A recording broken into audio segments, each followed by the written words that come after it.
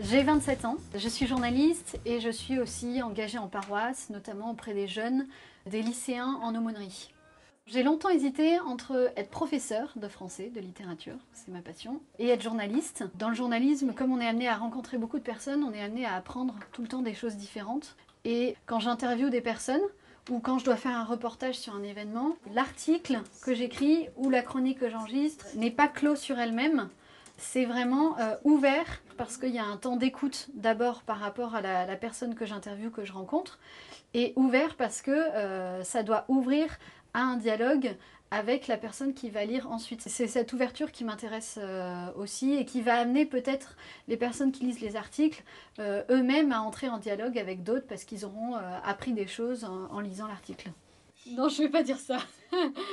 Si, je vais dire avec un carré de chocolat, mais je vais pas dire parce que ça passe mieux. Okay. C'est bon? Ok. Juste le micro, tu peux le placer un tout petit peu. Voilà. Eh bien, quand tu veux. Donc nous faisons la semaine 17, lundi 22 avril, la pépite littéraire. Ensuite, dans mes chroniques à la radio, j'ai aussi toute une casquette culturelle qui est ma formation d'origine.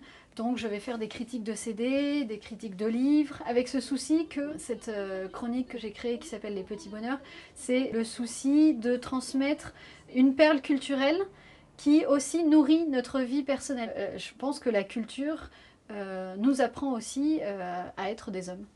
Alors après, c'est peut-être un peu long, mais moi j'aime beaucoup. Enfin, je sais pas comment tu l'as vécu, toi, cette lecture de... Ah si, mais Acte 10, acte 11. je trouve ça très parlant. Et en plus, je trouve que du coup, dans l'article, on fait un travail de relecture. Ok.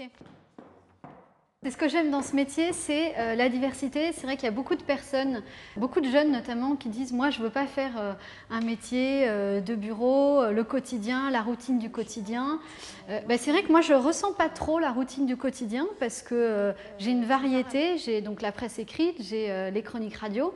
Et puis là, voilà, une nouvelle expérience que je viens de tester, la présentation télé, la présentation vidéo. Bonjour et bienvenue sur notre plateau de Face à la crise. Il y a un échange quand je suis en radio, je suis toute seule, je fais mes chroniques toute seule.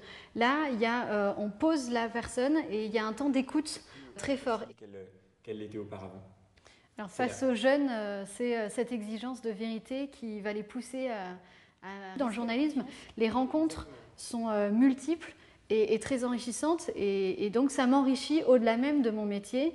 Donc ça me permet de pouvoir en parler avec mes amis, mais parfois donc avec des personnes qui ne croient pas, avec les jeunes de mon aumônerie aussi, parfois ça m'apporte des billes pour répondre à leurs questions. Vous asseyez pas, vous n'allez pas avoir... Ce que je vois fondamentalement avec les jeunes, ils nous bousculent, ils nous dérangent, ils nous déplacent parce qu'ils ont plein de questions. Parfois, je pense qu'ils ne voient pas en fait toute la richesse de ce que la foi, de ce que la vie spirituelle peut apporter dans la vie humaine. Un de mes objectifs en étant engagée à l'aumônerie, c'est de pouvoir leur faire passer le message que quand on grandit dans la vie spirituelle, on grandit dans la vie humaine. Et que ce n'est pas deux choses différentes. On a une unité de vie à vivre. Et je pense que les jeunes ont énormément de difficultés à pouvoir ne pas séparer leur vie spirituelle, leur vie avec les amis, leur vie avec la famille. Voilà, et leur faire passer ce message-là que tout est uni parce que voilà, notre être profond est unité et que cela, on peut vivre avec Dieu.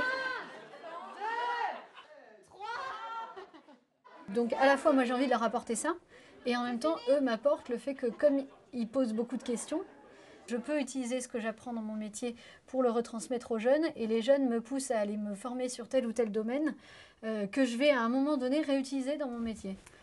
Source est arrivée. Hop là. On va voir ce que ça donne. Oui, ça fait très plaisir de voir l'aboutissement de ces 2 mois de travail. Il y a toujours un petit stress de savoir si on a laissé des coquilles ou de savoir comment vont passer les photos. Là, je suis contente parce que la photo de couverture passe très bien. Et puis, c'est aussi l'aboutissement d'un travail d'équipe. D'abord, l'équipe de rédaction avec qui je travaille. Et puis aussi les prêtres ou les personnes à qui j'ai commandé des articles ponctuels pour ce numéro-là. Voilà, je vais pouvoir leur envoyer avec un petit mot et je pense qu'ils seront contents. Ça permet aussi parfois des déplacements. Ceux qui font le journal aussi, on est amené à déplacer parfois nos points de vue. Et je pense que c'est toute la richesse d'un travail d'équipe. de pouvoir s'apporter mutuellement aussi. On a beau avoir la même foi, mais on n'a pas les mêmes mots pour les dire. On n'est pas de la même génération tous. Il y a une façon de vivre sa foi et en même temps, c'est quand même une seule foi et un seul Dieu. Donc, ce qui est enrichissant, c'est de voir comment s'enrichir de ces différentes facettes qu'on a chacun. C'est le gros challenge et le gros défi de l'Église aujourd'hui, c'est de pouvoir vivre cette unité, mais sans imposer une uniformité de foi. On a la même foi, mais dans nos différences.